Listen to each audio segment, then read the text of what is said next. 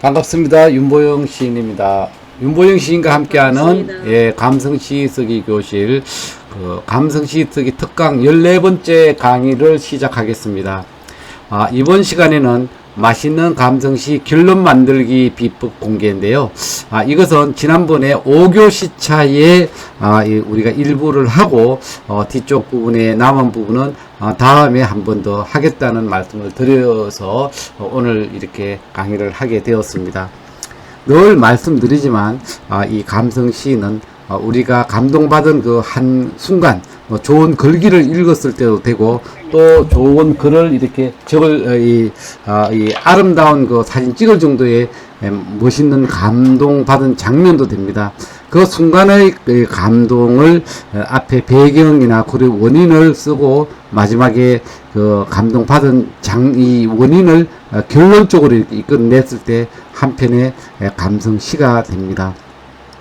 그래서 오늘은 앞에 우리가 그 5교시에 했던 이어서 하는데 이 부분은 우리 그 시를 배우시는 분들이 직접 이 본인의 글을 가지고 이 첨삭 지도를 통해서 결론을 만들었지만 그 만든 부분에 윤보영 시인이 봤을 때 이런 부분은 이렇게도 생각한다는 사고의 이 틀을, 그러니까 어떤 범위를 넓혀주는데 도움이 될 수 있도록 여러분들에게 이 강의를 해드리려고 합니다. 제일 먼저 22번째 글인데 난 이제 이렇게라는 우리 이 시를 배우시는 분의 글이었습니다. 맨 처음에 먼저 제일 처음에는 살며 사랑하며 배우며 그렇게 살기로 했다. 요것만 먼저 제시해서 다음에 이제 수업을 통해서 내 안에 오직 그대밖에 없는 나는 요렇게 해서 내 중심적으로 난 이제 이렇게라는 글 한 편이 탄생됐습니다. 살며 사랑하며 배우며 그렇게 살기로 했다. 내 안에 오직 그대밖에 없는 나는 요렇게 내 중심으로 한 편의 시가 되었습니다. 요것을 시인은 요렇게 수정을 했지만 또 한편으로 봤을 때는 이렇게 난 이제 이렇게 해서 살며 사랑하며 배우며 그렇게 살기로 했습니다.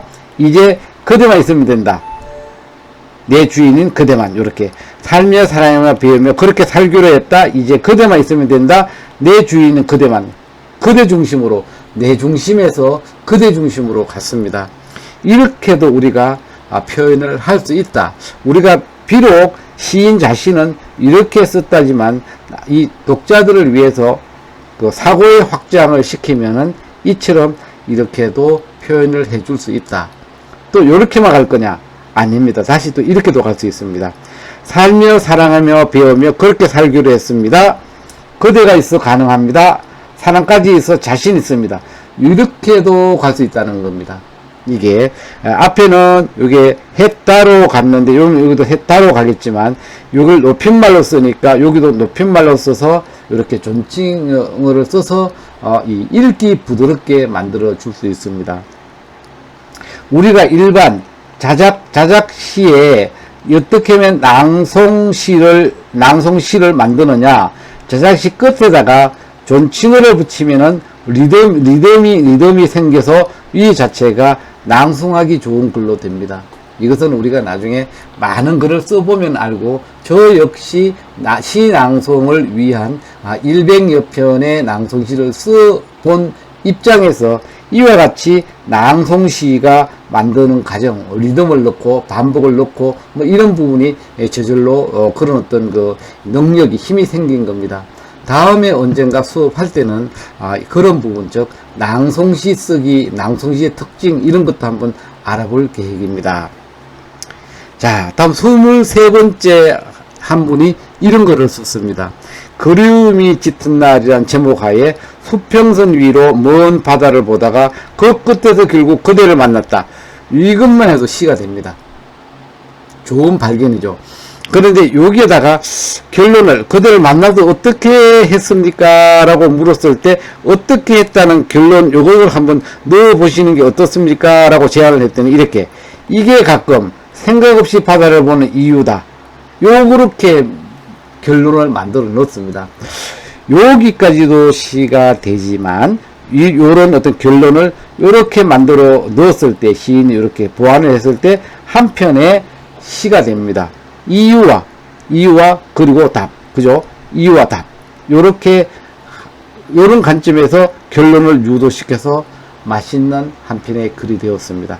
그러면 요 글을 가지고 어떻게 윤보영 시인은 좀 더 확장을 시키고 다른 이 방향에서 시를 볼 수 있었던가? 그거는 이렇습니다. 수평선 위로 먼 바다를 보다가 그 끝에서 결국 그대를 만났다. 그래서 그 바다 내 안에 있다. 그대 생각할 때마다 커피 한 잔 앞에 두고 열어보는 내 안에. 이런 식으로 바다 관점으로 구체화시킬 필요도 있습니다. 또 그 바다 내 안에 있다. 그대 생각할 때마다 파도가 치는, 내 안에 파도가 치는, 이렇게도 갈 수 있는 겁니다. 우리가 꼭히 한 가지 이렇게 요것만 있는 것이 아니라 다양하게 1이 있다면 2, 3, 4, 5, 6 이렇게 얼마든지 더 확장시켜 갈 수 있고, 또 이렇게 확장시켜서 글을 적어 난 뒤에 이 수평선을 하늘로 하고 먼 바다, 이거 별로 하고, 그 다음에 먼 바다를 하늘로 만들면 이 역시 또 다른 한편의 시가 다 이렇게 탄생을 될 수 있는 이런 여지가 있다는 겁니다. 나름대로 요 자체도 하나 시가 되고 파도 치는 것도 시가 될 수 있잖아요. 그죠? 그러면 요렇게 뿐만이 아니라 다른 방법에서는 또 어떻게 확장을 시켰을까? 요렇게 수평선 위로 먼 바다를 보다가 그 끝에서 결국 그대를 만났다. 그래서 수시로 바다에 와야겠다. 그대를 만났으니 사랑이 될 수 있게 고백도 해야 되겠다. 뭐 사랑을 얻을 수 있게 이렇게도 갈 수 있겠죠. 그죠? 사랑을 얻을 수 있게 고백도 해야겠다. 뭐 요렇게도 우리가 전개를 할 수 있다는 겁니다. 이 자체를 보면 우리가 무궁무진하게 이 자체를 확장시킬 수 있는 글의 힘을 느낄 수 있는 겁니다. 우리가 뭐 시를 잘 못 쓴다 그러는데 실제 시를 써놓고는 못 쓴다 얘기를 하는 그 자체도 이미 우리가 시를 쓸 수 있는 그런 부분을 우리가 느낄 수 있습니다. 자, 또 이렇게도 해봤는, 그죠? 요거는 왜 평행선일까라는 부분을 어떠한 분이 적었습니다. 그러면서 너는 너밖에 모르고 나는 나밖에 모르니 당연히 평행선이 될 수밖에요. 요렇게 적었습니다. 이것을 여기에 뭔가가 왜 평행선이 될 수밖에 없었는데 그래서 평행선을 깼습니까? 한쪽으로 가도록 이렇게 삼각형을 만들었습니까? 이런 뭔가가 있으면 더 좋겠다고 얘기했더니 이분이 그래서 결심했어요. 나보다 네가 더 날 생각해 줄 수 있게 좋아하는 마음 드러내기로. 요렇게 해서 평행선을 깨는 부분으로 이분이 이렇게 수정을 했어요. 시인 자신 관점으로 자신에서 양보를 하고 내가 더 먼저 마음 열고 사랑할게 이런 시점으로 바라봤다는 거죠. 이해가 되죠? 예, 그렇습니다. 그러면은 꼭 이 부분 말고 다른 어떤 평행선에 대한 부분에 다른 쪽으로 한번 볼까요? 이렇게도 가능합니다. 너는 너밖에 모르고 나는 나밖에 모르니 당연히 평행선이 될 수밖에요. 그러다 사랑이 되었어요. 나는 너밖에 모르고 너는 나밖에 모르는 바보 같은 사랑이. 서로를 좋아하는 서로의 관점으로 이렇게 우리가 수정도 가능하다는 얘기죠. 얼마든지 우리가 가능하겠죠. 그죠? 예. 그러면은 또 다른 관점을 한번 볼까요? 우리가 왜 지금 우리는 시를 배우는 입장이고 이 배운 시를 좀 더 맛있게 수정해 나갈 수 있는 힘을 키우는 그런 어떤 수업을 지금 하고 있는 겁니다. 자, 너는 너밖에 모르고 나는 나밖에 모르니 당연히 평행선이 될 수밖에요. 그래서 하지만 그 평행선 위에 꽃을 피웠어요. 조금씩 양보가 피운 꽃. 요렇게. 요 조금씩은 없어도 되고 서로 양보가 피운 꽃. 요렇게만 가도 되겠죠. 우리가. 예, 그렇죠. 서로의 관점에서 이 꽃을 피우는 것으로 마지막 결론을 맺어 나간 겁니다. 어떻게 보면은 이 자체가 어렵다고 생각될 수 있지만 조금만 좀 더 자신을 내려놓고 본다면 굉장히 쉬운 이 글들이 될 수 있는 그런 우리가 그것을 알 수 있습니다. 자, 다음 또 그러면은 한번 볼까요? 이 25번째입니다. 풍경화입니다. 풍경화가 아름답다. 그대 모습 담긴 풍경화는 더 아름답다. 그래서 나는 풍경화를 좋아한다. 마음 한켠에 걸어두고. 요것만 해도 한편의 시가 되나요? 안 되나요? 당연히 됩니다. 시가 되었습니다. 그런데 요것을 좀 5%의 만족을 줬다면 여기서 95.5% 0.5%의 만족을 좀 더 맛을 내기 위한 관점으로 작가적인 관점에서 한번 뭔가를 제시하는 부분입니다. 그래서 이게 생각날 때마다 그림을 본다, 그대를 만난다, 이렇게 그려두고 어떻게 했냐, 생각날 때마다 그림을 본다, 그대를 만난다, 요런 작가적인 관점에서 요런 부분을 우리가 생각을 해볼 수 있죠. 그래서 이 시인님은 요런 작가적인 관점에서 더 보완했습니다. 그럼 요것만 갈 수 있느냐? 아닙니다. 더 갈 수 있습니다. 어떻게? 이렇게 풍경화가 아름답다. 그대 모습 담긴 풍경화는 더 아름답다. 그래서 나는 풍경화를 좋아한다. 마음 한켠에 그려두고 요게 그대의 모습이 들어가 있는 이 풍경화인데, 그대를 만난다. 가끔 풍경 속으로, 풍경화 속으로도 되고 풍경 속으로 그대 찾아 들어가고, 또 가끔은 풍경 속에서 그대가 날 찾아 나오면서 우리를 이렇게 만난다는 거죠. 요렇게도 한번 가볼 수 있다는 거죠. 우리는 어디까지나 사고의 확장을 지금 배우고 있는 그런 중이잖아요. 그러면서 또 한편은 이렇게도 가봤습니다. 풍경화가 아름답다. 그대 모습 담긴 풍경화는 더 아름답다. 그래서 나는 풍경화를 좋아한다. 이게 그대 모습 담긴 풍경화를 좋아한다잖아요. 그죠? 마음 한켠에 그려두고. 그래서 그대를 볼 수 있게 내 안에서 날마다 풍경화를 그린다. 아예. 글을 한 개만 그려둬도 좋은데 매일 그리니까 얼마나 더 좋습니까? 더 깊이 있는 관점으로 더 들어간 거죠. 이렇게 집중화 시킨다는 거죠. 요렇게도 한번 가볼 수 있다는 거예요. 예. 이해가 될 수 있죠. 그죠? 예, 좋습니다. 제가 가는 게 좀 빠르죠? 좀 말을 좀 천천히 한번 지금부터는 해보겠습니다. 미소입니다. 보고 있어도 눈을 감아도 시도 때도 없이 입가에 미소 짓게 하는, 너는 오늘 밤 꿈속에서도 그 미소를 볼 수 있겠지? 너 컨 띄고 이렇게 오늘 밤 이렇게 꿈속에서도 그 미소, 너의 미소를 볼 수 있겠지? 하고 물었습니다. 그래서 봤어 안 봤어? 라고 이런 부분이 우리가 물음표로 던질 수 있잖아요. 콩깍지가 씌었으니까 자나깨나 그대 모습만 보일 테니까 당연히 이제 볼 수 있겠지? 왜? 내 콩깍지 씌었으니까 니밖에 안 돼요. 꿈을 꾼다면은 니가 나타날 거야. 라고 이렇게 암시를 합니다. 약속으로 자기중심으로 볼 수 있다는 가능성을 암시하면서 자기중심으로 이게 자기한테 체면을 거는 거예요. 이렇게. 그럼 요것만 될 수 있느냐? 아닙니다. 이렇게도 됩니다. 보고 있어도 눈을 감아도 시도 때도 없이 입가에 미소 짓게 하는, 너 오늘 밤 꿈속에서도 그 미소 볼 수 있겠지 했을 때 그 약속을 미리 한다. 지키려는 약속 나라도 지키고 싶으니까 이런 식으로 내 관점에서 또 한번 볼 수 있습니다. 또 다른 관점은 당연하지. 내가 묻고 내가 답한다. 오늘 밤 내가 먼저 기다릴 거니까. 내가 먼저 기다리니까 너 당연히 만나게 되면 네 미소 볼 거야. 요렇게도 한번 가볼 수 있다는 겁니다.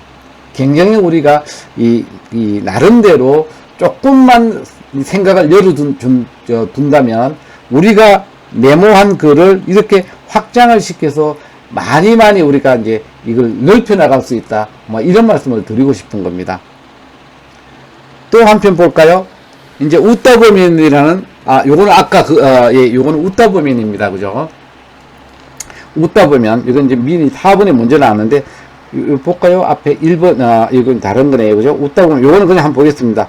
봄은 바람이 싱그럽고, 여름은 사람이 시원하고, 가을은 바람이 포근하고, 겨울은 바람이 따뜻합니다. 그때 생각하며 웃다 보니 사계절이 행복입니다. 이렇게 하는데, 이게 사람들에게 행복해 보인다는 소리를 듣는 이유입니다. 아마 네 번째, 아마 1번, 2번, 3번이 있었는데, 요거는 이제 지금 어떻게 편집하는 과정이 없어졌지만, 네 번째는 요렇게도 간다. 요렇게 한번 제시를 한번 해보겠습니다. 다음은 이렇게 28번째 한번 보겠습니다. 매력입니다. 이게 그때 이제 아마 봄에 했던 것이니까 아마 5번째 우리가 특강이었기 때문에요. 이 철쭉이 아마 나온 것 같아요. 아파트 하단에 철쭉꽃이 피었다. 저녁 산책길에 조명을 받아서 더 매력 있게 보인다라고만 적어와서 여기에 그래서 그 사람을 만났습니까? 무엇인가가 결론을 좀 넣으면 어떨까요? 라고 제가 제안을 했더니 이렇게 넣어봤습니다. 이 시인이 이제 이 작가가 썼습니다. 여기 지금 요거는 이름을 안 밝힌 거죠. 그죠? 다만 여기에 대한 동의를 얻어서 이제 소개를 하는 건데요. 그래. 내 그리움에도 그대 얼굴을 볼 수 있게 보고 싶은 마음을 밝히는 거야. 요렇게 가죠. 내 안에 철쭉꽃이 피었습니다. 요런 식으로 조명 관점을 한번 우리가 이분이 고쳐서 한편 시를 만들었어요. 그러면 요걸 한번 다르게 한번 해볼까요? 했더니 요렇게 했습니다. 아파트 하단에 철쭉꽃이 피었다. 저녁 산책길에 조명을 받아서 더 매력있게 보인다. 그래서 너처럼 너를 보고 있는 것처럼 자꾸 눈이 간다. 마음까지 간다. 요런 식으로도 한번 확대시켜 본 겁니다. 여기도 어때요? 맛있죠? 그래요? 맛있게 이제 그런, 요까지만 가도 되는데 요걸 더 추가한 거죠. 상대방 관점입니다. 그러면은, 다른 관점에도 보면은, 아파트 하단에 철쭉꽃이 피었다. 저녁 산책길에 조명을 받아서 더 매력있게 보인다. 그대 웃는 모습을 꽃처럼 심었습니다. 심었다. 심었으니 이제 내가 조명이 되어야겠다. 안 그러면 이게 보입니다. 피었습니다. 씁니다. 이렇게 통일시키면 되는 거예요. 그죠? 그러면 이 자체가 한편의 시가 되는 거죠. 어때요? 우리가 이 매력에 대한 부분도 이 철쭉꽃 가지고 한편에 이런 맛있는 시를 만들어 봤잖아요. 그죠? 자, 다음은 안개입니다. 이분이 좀 약간 길게 쓰긴 했습니다. 창밖은 온통 짙은 안개로 자욱하다. 그래도 보고 싶은 마음 달랠 길 없어 길을 나선다. 되게 그리운 거예요. 그죠? 널 향한 그리움, 안개 속에도 꽃길이 된다. 꽃길 따라 가다 보면 안개가 그치고, 그리고 이게 안개가 그치고 하고 끝났는데 이거를 그곳에 그대가 있을 것 같아 웃으며 간다. 요걸 한번 더 넣어 주셨습니다. 이분이. 그런데 여기에서 다르게 한번 간다면은 안개가 그치고 꽃만 남는다. 그 꽃길로 걸어올 그대를 기다린다. 이게 요거는 이렇게 이제 그 웃으며 간다라고 가는 부분이 요거는 이제 기다림으로 간 거예요. 이렇게 기다림으로 갈 수 있는 거죠. 얼마든지. 그런데 다른 관점으로 보면은 안개가 그치고 그곳에 그대가 있을 거야. 나처럼 나만큼 기다리는 그대가. 요걸 바람으로 또 갔습니다. 이렇게 바라는 마음으로. 그죠? 요렇게도 확장을 시킬 수 있다. 예, 우리가 이런 그 관점에서 제가 여러분들 글을 만약에 만나게 되면은 이런 관점에서 제가 시를 첨삭해서 의견을 드리게 되는 겁니다. 저는 그렇습니다. 지금 이제 비록 그 강의를 지금 진행 안 되고 있지만 앞으로 이제 2달에 이제 2주에 한 번씩 우리가 공개 강의를 하는데 한 분은 이와 같이 그 시의 공식적인 관점, 잘 쓰는 비법을 전수하는 관점이라면 1시간은 1회에는 여러분들의 희망을 받아서 나 이거 첨삭지도 한번 이렇게 공개적으로 해주세요 하는 시를 신청을 받아서 이걸 가지고 첨삭지도하는 부분을 설명해가는 이런 부분에 대한 공개 강의도 한번 진행을 하면 어떨까 이런 생각도 하고 있습니다. 자, 이제 목련입니다. 목련을 가지고 제가 시를 한 10편, 20편 이렇게 적은 적 있었는데요. 이 목련에 대한 관점에서 이제 작가는 어떻게 적었나 한번 볼까요? 목련. 뭐 가져왔었고요? 목련은 봄순 돋기 전에 가지마다 꽃이 피고 내 그리움은 눈 뜨기 전에 그대 얼굴을 꽃으로 피고. 이게 뭐예요? 비교 기법으로 잘 적었어요. 그래서 조금 맛을 내기 위해서 다시 좀 수정해 보세요 했더니 목련은 봄에 피었다 지지만 내 안에서 그대 얼굴은 1년 내내 핀다 해가지고 목련한테게 질투날 정도의 내 그리움을 자랑을 했습니다. 이렇게 시인이 수정했는데 이 목련 가지고 다른 관점에서 한번 본다면 이렇게도 갈 수 있습니다. 목련은 봄순 돋기 전에 가지마다 꽃이 피고 그의 내 그리움은 눈 뜨기 전에 그대 얼굴을 꽃으로 피고. 그래서 목련꽃은 봄 따라 가지만 그대 얼굴은 시도 때도 없이 볼 수 있게 그리움으로 머문다. 얘는 떠나가지만 얘는 머문다. 이렇게도 한번 제시해봤습니다. 다음 또는 이제 목련은 봄순 돋기 전에 가지마다 꽃이 피고 내 그리움은 눈 뜨기 전에 그대 얼굴 꽃으로 피고. 그래서 둘 다 환하다. 그대 얼굴이 더 환하다. 목련꽃도 환한데 그대 얼굴은 환한데 더 환하다로 해서 강조를 시켰습니다. 이렇게도 우리가 하나의 시를 확장시켜 나갈 수 있다. 즉 이거는 윤보영 시인이 적은 글이 아니라 독자분들이 이렇게 수월 이걸 좀 첨삭지도 하고 싶습니다 하고 요렇게 제시해 준 걸 가지고 요 2번 3번을 제가 이렇게도 확장시킬 수 있습니다 라고 가능성을 한번 보여드린 겁니다.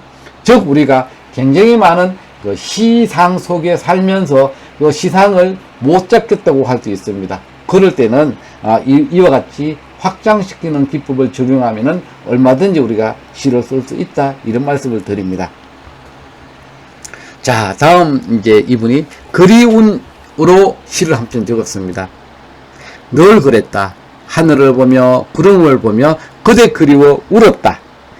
그대도 지금 저 구름을 보고 있을지 몰라. 울었다. 그래서 눈물 그쳤어. 그 사람이 우는 걸 확인했어. 이건 뭔가가 결론이 없잖아요. 그걸 요렇게 그렇게 생각했다. 눈물이 나왔다. 요거는 늘 그립다는 관점으로 시인이 이렇게 수정한 거예요. 요것만 해도 한편의 시가 되는 거예요. 그런데 우리는 지금 공부하는 관점이니까, 공부하는 입장이니까 다시 더 확장하는 부분을 본다면 이렇게 확장을 해봤습니다. 늘 그랬다. 하늘을 보며 구름을 보며 그대 그리워 울었다. 그대도 지금 저 구름을 보고 있을지 몰라. 하늘을 가슴에 담았다. 담았으니 그대가 구름을 본다면 그 모습 보일 거야. 그대를 기다린다. 예, 이게 그가 내 모습 보일 거야. 이렇게 할 수 있겠죠. 그렇게. 이렇게 해서 직접 이렇게 나서는 관점으로도 글을 우리가 얼마든지 적을 수 있다. 예, 그렇습니다. 자, 다른 관점을 한번 볼까요? 늘 그랬다. 하늘을 보며 구름을 보며 그대 그리워 울었다. 그대도 지금 저 구름을 보고 있을지 몰라. 그래서 내 가슴에 그 하늘이 있다. 구름 자리에 그대 얼굴을 그린이죠. 그린. 요런 식으로도 우리가 한번 갈 수 있다. 예, 나름대로 맛있게 가는 거죠.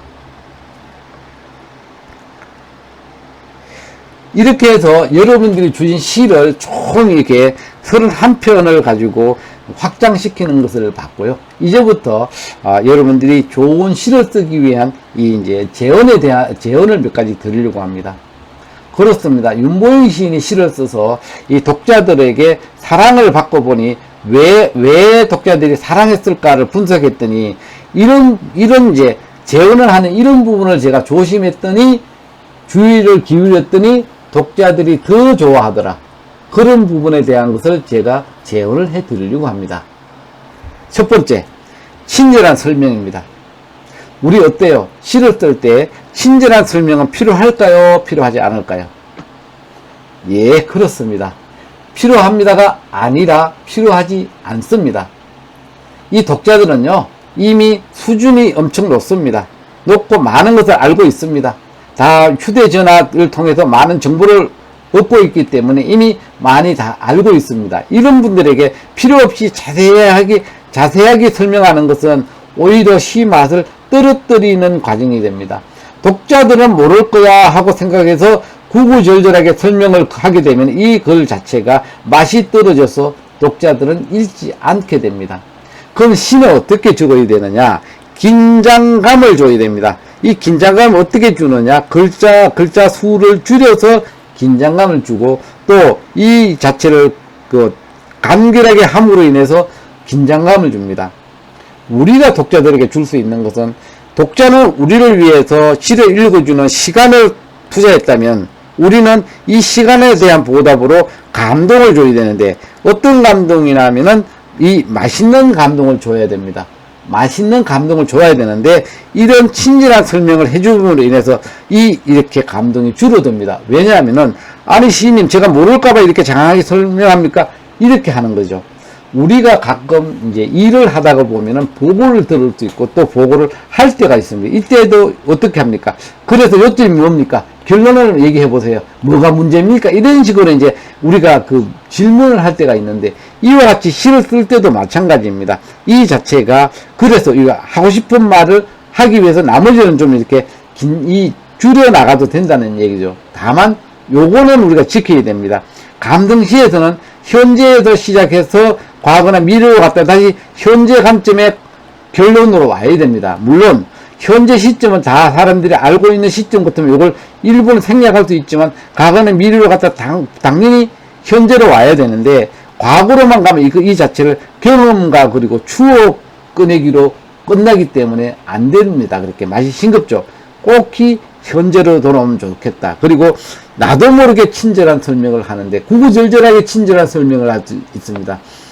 다만 설명이 필요한 게 있습니다. 어떨 때나 하면은 그것은 우리가 이제 그 사람들이 잘 알려지지 않은 지명 같은 거, 지명 같은 거 있잖아요. 연못, 뭐, 그 다음에 나무, 뭐, 그 다음에 뭐, 호수, 뭐, 이런 거가 잘 알려지지 않은 곳에서는 주민등록지에 리단위까지 이름을 이렇게 주소를 정확하게 적어줄 필요가 있습니다. 만약에 백년이라고 하면은 하얀 연꽃이 피는 백년지라고 하는 연못인데 이게 전국 곳곳에 있는데 어디로 얘기하느냐 라고 하면 뭐 부안에 있는 뭐 부안 뭐라고 하면은 이게 부안에 있는 백년이구나, 뭐 백년 하얀 연꽃이 피는 연못이구나, 이런 식으로 우리가 알 수 있다는 거죠. 요런 부분을 우리가 좀 염두에 두면은 이 좋은 시를 쓸 수 있다. 친절한 설명을 배제시키면 이게 줄이면은 요런 걸 먼저 설명을 드렸습니다. 다음은 이제 그 시집 발간에 대한 부분을 말씀드리겠습니다. 우리가 이제 시가 어느 정도 모아지게 되면은 시집을 발간하게 됩니다. 그러면 시집을 발간을 만약에 한 150편 정도가 시가 적어졌다. 이거를 시집을 발간해야 될까요? 말아야 될까요? 저는 했으면 좋겠다는 입장입니다. 왜냐하면 물론 시집은 보통 120에서 150편 정도 들어갑니다. 물론 여기에서 만약에 200편이나 된다면은 50편을 마음에 안 드는 것을 이렇게 골라 이제 선정해서 이렇게 버려도 되는데, 안 그러면 전체를 신겠다면 150편을 넣는 이 시집을 발간함으로 인해서 그 과정의 고민과 고뇌와 그리고 엄청 많은 이걸 이제 아픈 다음에 이렇게 큰다는 말이 있잖아요. 그와 마찬가지로 이 시집을 발간함으로 인해서 내 스스로가 굉장히 큽니다. 그러고 난 뒤에 시집을 발간한 뒤에는 그에 대한 나의 어떤 책임감 때문에 또 더 깊이 있는 시를 쓰기 위해서, 발표하기 위해서 더 많은 노력을 하게 됩니다. 그런데 이 150편 시가 있는데도 불구하고 시집을 낼까 말까 망설이다 보면은 이 자체 1년이 가고 2년이 가고 3년이 가도 이게 망설이기만 합니다. 그러면 이게 한 5년 정도 갔다. 그러면 지금 첫 번째 시집을 내야 되는 이 시가 주기는 시의 성, 그러니까 시기가 적당하지 않은 것들이 나옵니다. 만약에 이제 코로나에 대한 시를 썼는데 이게 앞으로 5년 뒤에 이 코로나가 다시 사람들이 기억할지 안 할지 모르는 그런 시가 되는 거예요. 왜냐하면은 한때 우리가 메르스 같은 거 이런 걸 뭐 이렇게 만약에 이제 사스라고 그러죠. 메르스 이런 전염병이 유행했을 때 이때는 지금 코로나처럼 우리가 다 알고 있었지만 지금 메르스라고 하면 그게 뭐지 하고 물음표 던지는 분들도 계신다는 얘기죠. 그와 마찬가지로 우리가 이 글이 오래되어서 사용할 수 없기 전에 시집을 한번 낼 필요가 있다. 그러면 이 시집은 보통 몇 권을 내느냐? 최하 단위는 물론 뭐 100권 단위도 있답니다. 요거는 이제 교보 같은데 이런데 하고 연계된 출판사에서 발간을 하는데, 그러고 난 뒤에 이제 얘기할 때마다 이제 출판해가지고 뭐 30권, 50권 이렇게 원하는 대로 제공해주는 부분이 있고, 보통은 200건에서 300건, 500건 단위 이렇게 발간을 하게 됩니다. 우리가 시인이 시집을 발간했을 때는 최소한 200건, 100건에서 200건 정도는 본인이 소유를 하고 있어야 됩니다. 그런데 이 자체를 소유하지 않았을 때는 앞으로 만약에 5년 정도 지난 뒤에 내가 어느 정도 유명한 시인이 되었을 때 이 시집을 받았을 때 그 시인에게 내 초간본 시집을 선물하는 게 가장 큰 서로 예의라고, 이제 예의를 지키는 그런 도리라고 보면은 이것을 주고 싶어도 못 주는 그런 어떤 사례가 될 수 있다는 얘기죠. 그래서 보통 100에서 200부 정도는 보관을 하고 있고, 나머지 100건 정도를 가지고 이제 만약 500건 한다면 이게 뭐 그 300건 정도나 요런 부분을 가지고 우리가 이제 그 독자들에게 또 지인들에게 선물하게 되는 이런 과정을 거치는 거죠. 그런데 대부분 우리가 이제 이 출판사 관계도 좀 설명을 드리고 싶은데요. 출판사에 100건 정도를 내가 이걸 팔겠다라고 이렇게 출판사에서 얘기를 하고 있습니다. 그런데 문제는 출판사는 이 100건이 팔린다고 보느냐 안 팔린다고 보느냐 생각했을 때, 유명인이 아니고 처음 시집을 내는 분에 대해서는 이 100건은 안 팔린다고 봅니다. 만약에 출판사에서 이렇게 교본에 이렇게 등록해서 이 시인들이나 이런 분들이 시집을 좀 사주면 좋은데 안 사줄 확률이 더 많다는 겁니다. 왜냐하면 내 시집을 사줄 만한 사람들은 나는 이제 500건 해서 이 300건 가지고 다 이 선물을 줬기 때문에 이 사람들이 사주지 않는데, 그러면은 불특정 다수인이 내 시집을 보고 너무 좋아서 이 시집을 구매를 해 줘야지 되는데, 그럼에도 불구하고 많은 사람들이 이미 시집을 시인한테 받았기 때문에 이 시집을 사주지 않는다는 얘기죠. 운 좋게 좀 이렇게 뭐 50건에 100건 판매가 되었다면은 그건 좋지만, 그러면 출판사는 어떻게 하느냐. 이미 이 100건을 가지고 내놓고 이제 판매되면은 이렇게 준다고 하지만, 이런 부분은 이미 어떻게 됩니까? 다 앞에 출판 가격에 다 포함되어 있다고 보면 됩니다. 출판사는 다 포함되어 있기 때문에 판매도 되고 판매 안 해도 되고, 판매하게 되면은 더 좋고 안 하면 그만이고 이렇게 되는 거죠. 그런데 이제 출판사가 교보 같은 데서 시집을 판매되게 되면은 어떤 시집이 하나 나갔습니다 띵동 오지만, 이 돈이 얼마라는 가격으로 해서 이 통장으로 A라는 윤보일 시인의 시집을 팔은 돈이라고 입금해 주는 것이 아니라, 이제 서점에 나와 있는 이 출판사 책 다양한 뭐 10가지 정도 중에 이 중에 판매된 가격만큼을 입금시켜 주기 때문에 이 돈이 어느 돈에서 몇 건에서 얼마 나왔는지 출판사는 알지를 못합니다. 그렇기 때문에 우리가 그냥 그는 이건 이렇게 생각을 하고 그냥 이렇게 200건에서 300건 정도 돈 달라면 그 정도로 주고 그냥 내가 가져오는 그런 어떤 절차가 필요합니다.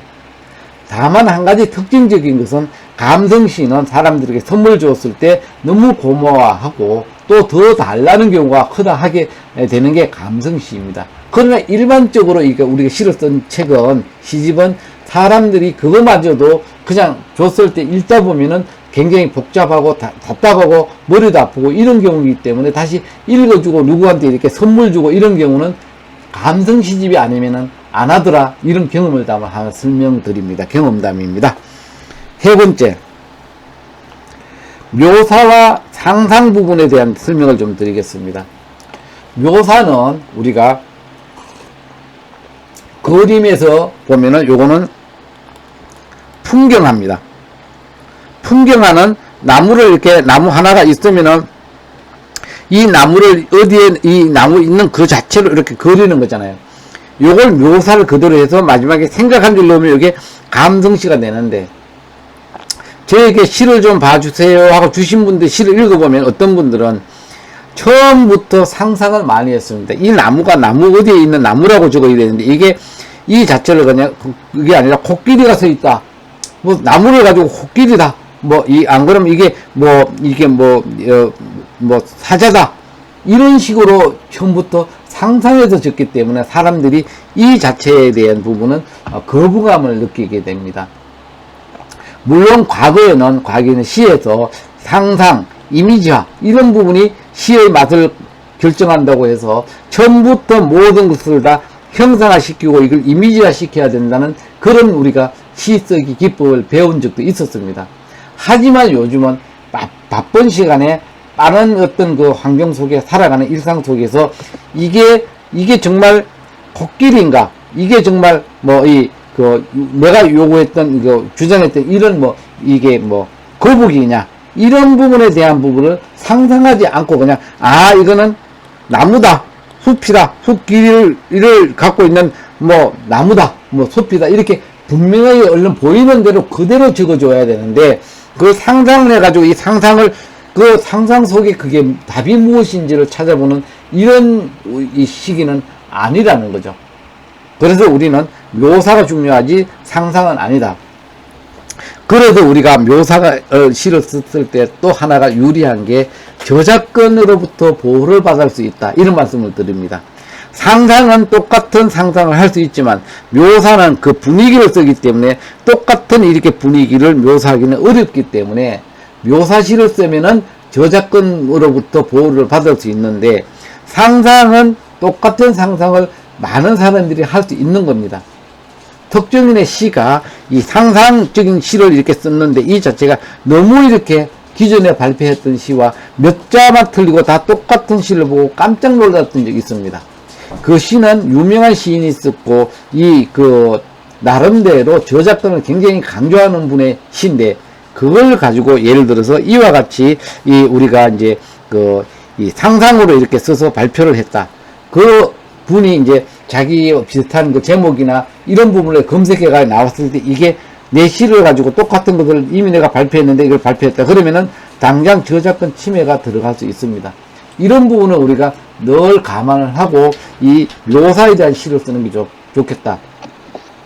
그 묘사 그 당시의 상황은요, 비를 가지고 본다면은 아침에 내리는 비, 저녁에 내리는 비, 점심에 내리는 비, 또 소낙비, 가랑비, 이슬비, 엄마하고 함께 맞는 비, 아빠하고 함께 맞는 비, 친구하고 함께 맞는 비, 이런 비의 종류가 99가지가 99가지의 비가 내릴 수 있기 때문에 이 하나만 가지고 99개의 비를 이렇게 써낼 수 있다는 얘기죠. 근데 상상을 쓰면 그 자체는 다 이렇게 그렇게 많이 쓸 수 있는 건 아니라는 것이죠. 그러니까 우리가 묘사를 쓰면 그 당시 분위기를 넣어가지고 환경적인 분위기죠. 그 분위기를 넣어서 시를 쓰면은 시가 살아난다. 이런 말씀을 드립니다.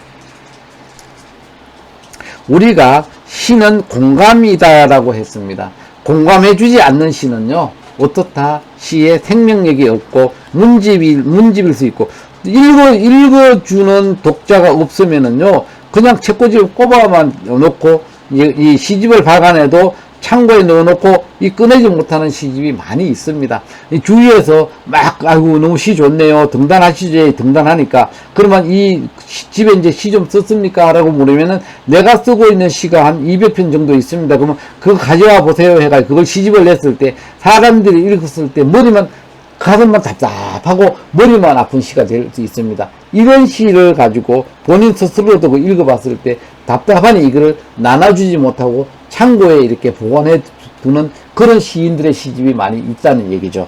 그래서 우리가 시는 읽어주는 시여야 된다. 즉, 읽어주는 독자가 있을 때 시는 생명력을 갖게 된다. 즉, 우리는 시는 공감을 얻을 수 있는 시를 우리 쓰면 좋겠습니다. 그런 부분을 말씀을 드립니다. 우리가 시를 쓰면 좋은 점이 무엇일까요? 예, 당연히 사고도 넓게 할 수 있지만 산 너머에 있는 연못을 볼 수 있습니다.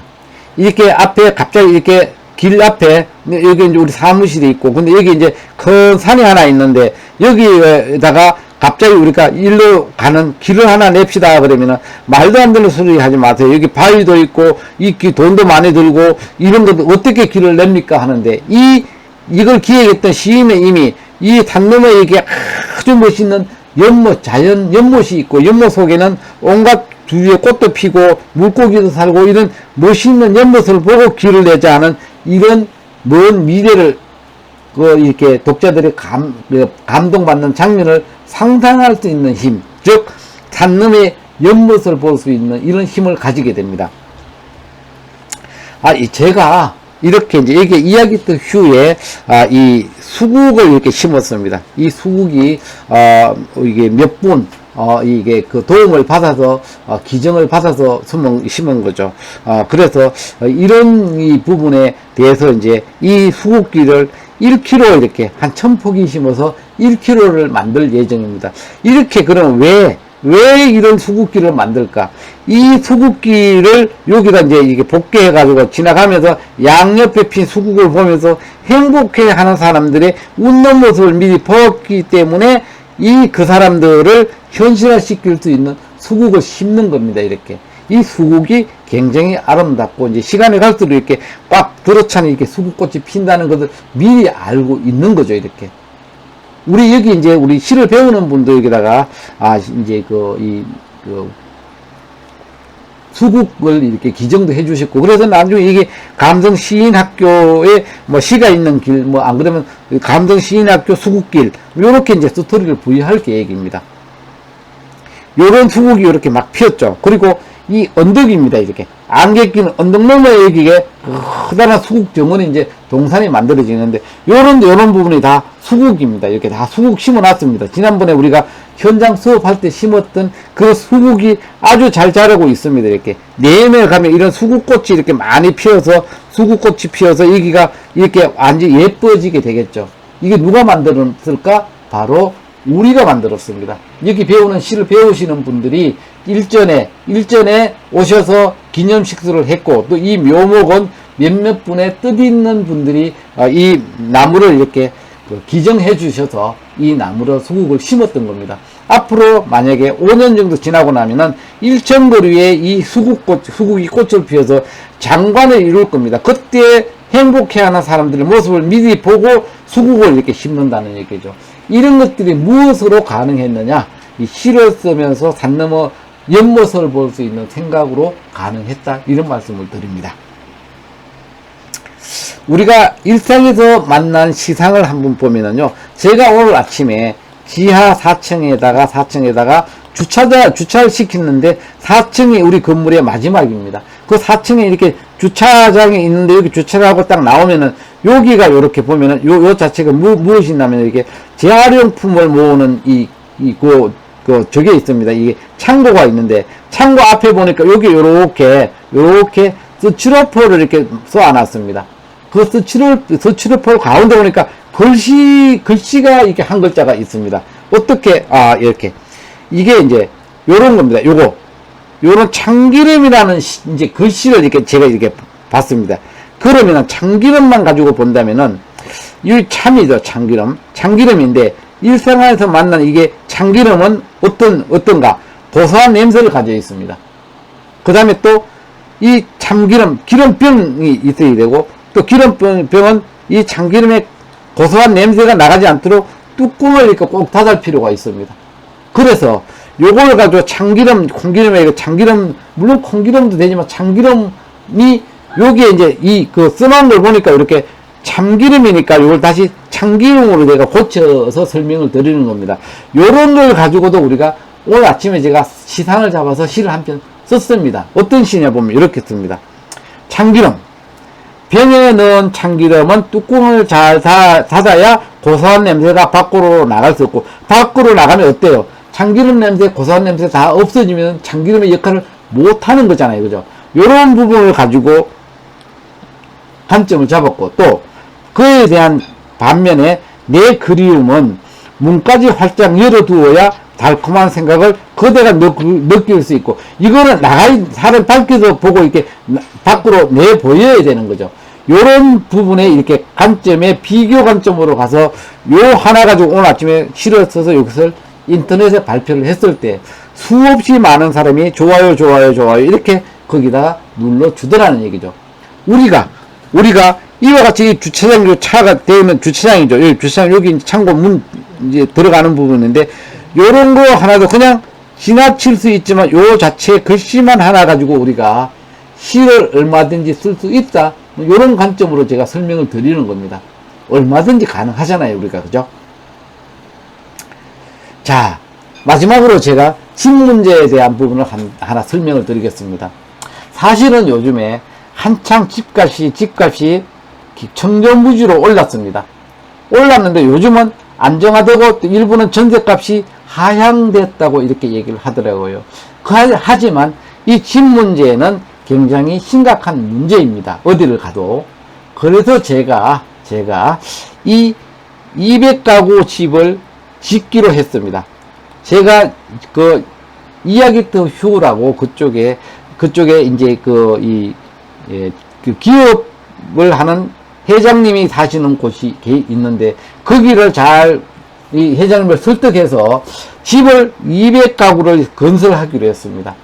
다만 거기가 지어놓고 이것을 유상 분양을 하면은, 저는 부동산 업자가 아니라 뭡니까? 바로 저는 시인입니다. 시인이 이런 집을 지어서 돈을 받고 팔면은 분양을 하고 이러면은 안 되잖아요. 그죠? 그래서 자, 우리 회장님, 우리 이거 무상으로 분양합시다. 다만 우리가 소유권을 우리가 유지하되, 우리가 가격, 우리가 이게 운영비는 우리가 내줍시다. 우리가 부담합시다. 다만 소유권을 우리가 주지 않되 와서 살다가 본인들이 실현을 떠나고 나면 다른 쪽에서 와서 다시 와서 딴 쪽에서 와서 살 수 있도록 우리가 이렇게 개방합시다. 이렇게 해서 지금 70가구 정도 집을 지었습니다. 그래서 일부 지금 입주해가지고 살고 있습니다. 그래서 여기에 있는 이야기터 휴면은요, 경기도 광주에 있는 태화산 자락입니다. 굉장히 환경도 좋고요, 차도 안 다니고 아주 서울 강남에서요 1시간 거리고 곤지암 전철역에서요 여기 한 15분 정도 택시 타면은 올 수 있는 거리입니다. 여기에 200가구 지어가지고 70가구를 이미 지금 분양을 이렇게 시작했는데, 이 무료로 준다. 소유권만 유지하지 않고, 소유권만 주지 않고 관리비도 안 받는다. 이렇게 했을 때 어때요? 여러분들 분양 하나씩 해드리면 받을 수 있겠어요? 그럼요. 분양 받고 싶죠? 예. 그러면 언제 제가 하나씩 분양을 해드릴 수 있습니다. 예. 자, 보세요. 이야기 또 후에는 이와 같이 이제 이게 시가 있는, 와봐서 아시는 분들 계시는데, 이와 같이 윤보영 시인의 시를 항아리며 나무며 이런데 많이 적어 놨습니다. 이 항아리에 이렇게 시를, 꿈이라는 시를 넣고 난 뒤에 여기다가 이렇게 있는데, 이걸 열어보니까 여기다가 새들이 이렇게 집을 짓고 여기다가 알을 낳았습니다. 여기서 알을 부화시켜서 잘 부화해서 나갔잖아요. 또 여기로 보면은 여기 요 문인 여기 이제 이걸 파라솔인데 파라솔을 폈다 닫았다 하는 부분인데 여기도 새들이 와서 집을 지었습니다. 요쪽 여기 구멍에다가 요 대롱 여기다가 집을 지은 거죠. 이렇게. 또 여기 단풍나무에다가 또 집을 지었고요. 또 여기가 산비둘기가 막 앞마당에 이렇게 이 불도화 나무에도 이렇게 집을 지었어요. 정말 우리만 이 집에 대한 곤란을 겪는지 알았는데, 새들에게도 이 집을 지을 수 있는 공간이 필요하다. 그래서 어떻게 했느냐? 이와 같이 집을 200채 짓기로 했습니다. 이 200채를 짓기로 시작해서 이제 70채를 지어서 이렇게 예쁘게 지었죠. 그냥도 아니고 정말 멋있게 지어서 이 새들한테 이 하나씩 이렇게 분양해 주기로 했습니다. 그리고 실제적으로 이렇게 모델하우스처럼 보일 정도로 아주 예쁘게 집을 지었어요. 그런데 지금 요 세 집 중에 지금 여기는 지금 입주를 해 있습니다. 지금 어제 그저께 일요일에 보니까 여기 새들이 들어와서 입주를 해서 살더라고요. 이렇게. 그냥 그 대신 우리도 조건이 있습니다. 어떻게? 그냥 살도록 하지만, 감히 그래도 윤보영 시인의 지은 새 집인데, 그래도 그냥 너희들이 살 수 있는 건 아니다. 그래도 들락날락 하면서 한번 요런 시를 읽어야 되는 거 아니냐 하는 조건을 걸어가지고 집을 이렇게 분양을 하는 거죠. 새들이 들어왔다 나갔다 하면서 그래도 예쁜 당신은 무죄, 그런 당신을 보며 행복해 하는 나도 무죄, 이런 글 한 편은 읽어야지 되지 않느냐 하고 여기다 이렇게 덧붙여 놨더니 자기 새들이 그냥 얼마나 행복해 하는지요. 예. 들어와서 집도 짓고 이렇게 사는 거죠. 이렇게. 이것을 70채를 지어서 다 이제 지금 이게 분양을 했습니다. 이게 제가 그냥 하는 말이 아니라 실제적으로 집을 지었어요. 그런데 다만 요 집은 실패를 했어요. 여기는 나름대로 이렇게 아주 멋있게 멋도 부리고 앞에 이렇게 벽화도 그려서 맛이 멋있게 집을 지어놨는데, 아니 여기는 새들이 들어오지 않아요. 왜 안 들어오냐? 이제 새 대표를 가서 물었더니, 시인님 같으면 거기 들어갈 수 있겠습니까? 이렇게 하는 거예요. 왜? 우리는 새들의 관점에서 생각하지 않고 우리 이제 그 시인의 관점에서 예쁘게만 지으면 새들이 들어오겠다 해가지고 예쁘게만 만들어 놨는데, 여기에다가 자기들이 시인님 얘기를 듣고 들어갈 수는 있겠지만, 내가 여기다가 알을 넣고 아이들을 부활시켜서 키우다 보면은 이 아이들은 늘 불안해 한다. 무엇 때문에? 자기들은 이 고양이가 무섭다는 거예요. 아기가 태어났을 때 아기가 이 고양이가 입맛 다치는 고양이를 보고 이렇게 마음이 이렇게 막 겁이 나서 잘 살 수 있겠냐는 거죠. 엄마가 이렇게 하루 종일 이렇게 먹이 찾으러 나가고 다시 돌아올 때까지 아이들이 여기서 마음껏 울면서 이 고양이 입맛 다시는데 자기들이 여기 있다고 알리면서 마음껏 자랄 수 있겠냐는 거죠. 그래서 여기를 못 들어간다는 거예요. 우리가 시인이라면은 이런 것도 통찰을 해야 되는데 아직은 제가 좀 모자랐구나 해서 반성을 했습니다. 왜냐하면은 여기가 만약에 이 새들이 사는 이 자체가 이 독자들이라고 생각하면은 나만 멋있게 멋을 부려서 시를 써가지고 발표한다고 해서 독자들 읽어주고 감동을 하는 건 아닙니다. 감동을 할 수 있는 이 감성이 담겨있는 이 시를 써야 되는데, 시인 생각만 해서 막 멋부리고 막 이렇게 상상해서 써놓고 이렇게 읽으세요 갖다 준다고 독자들이 이렇게 읽어주는 건 아닙니다. 왜? 새집 앞에 고양이를 그리는 것과 마찬가지로 우리가 독자들의 입장에서 좀 이렇게 배려를 해야 되는데, 그런 것들이 하나도 안 이루어지면 안 된다는 얘기죠. 그래서 요렇게 보면은 여기에 이렇게 편안한 집을 하나 지었잖아요. 이렇게 아주 1층, 2층, 3층이 이웃집으로 가기 좋고 아주 편안하게 집을 지었더니, 여기서 그래도 우리는 먼저 들어왔으니까 마지막에 여기 보면 이렇게 아기새예요. 아기새 보이죠? 이거 아기새 여기 물이고 아기새예요. 아기새 들어와서 아기새 4마리가 여기서 지금 마음껏 이렇게 이렇게 살고 있어요. 아기새가 내다보면서 어떻게 합니까? 여보세요, 시인님, 나 해바라기처럼 보여요? 이렇게 얘기하는 거죠. 왜? 해바라기 얼굴처럼 그려놨고, 해바라기 안에 이렇게 씨앗처럼 자기 얼굴을 이렇게 내다미니까, 시인님, 저 해바라기처럼 보여요? 이렇게 저한테 묻는 거죠. 이와 같이 서로 독자와 소통할 수 있는 시를 쓸 수 있는 이런 능력, 이게 감성시를 쓰는 사람들의 이 독자들과 소통하는 이 결과라는 얘기죠.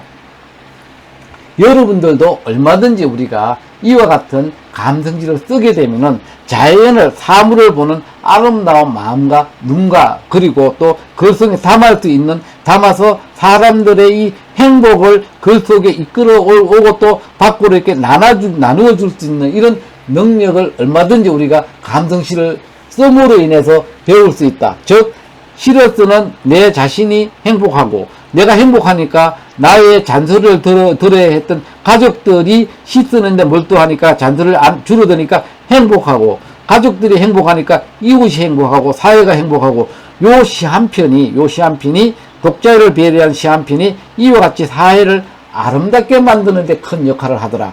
이걸 제가 먼저 써서 그런 데에 대한 앞장서는 입장에서 경험한 부분을 여러분들에게 함께 공유를 했습니다.